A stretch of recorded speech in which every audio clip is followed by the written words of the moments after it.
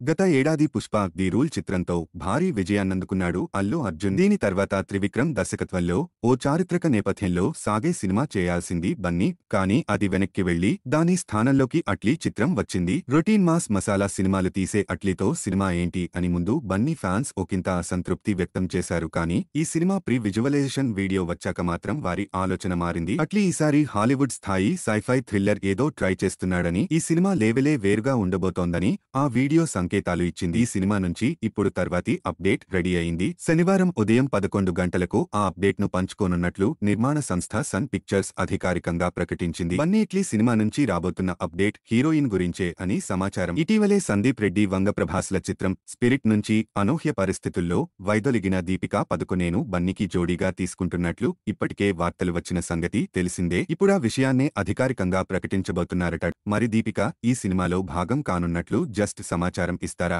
లేక ఆమె first look కూడా రిలీజ్ చేస్తారా అన్నది చూడాలి. ఈ చిత్రంలో ఇంకో ఇద్దరు స్టార్ హీరోయిన్లకు చోటు ఉంది. అందులో ఒకరు జాన్వీ కపూర్ కాగా మరొకరు మృణాల్ ఠాకూర్ అని వార్తలు వస్తున్నాయి. ఈ చిత్రంలో బన్నీ త్రిపాత్రాభినయం చేస్తున్నట్లు జోరుగా ప్రచారం సాగుతున్న సంగతి తెలిసిందే. 3 పాత్రలకు 3 హీరోయిన్లు జోడీ అన్నమాట. బన్నీ పాత్రల్లో ఒకటి నెగెటివ్ షేడ్స్ తో ఉంటుందని, అదే విలన్ క్యారెక్టర్ అని కూడా అంటున్నారు. సన్ పిక్చర్స్ 600 కోట్ల రూపాయలకు పైగా బడ్జెట్లో ఈ సినిమాను నిర్మించబోతోంది.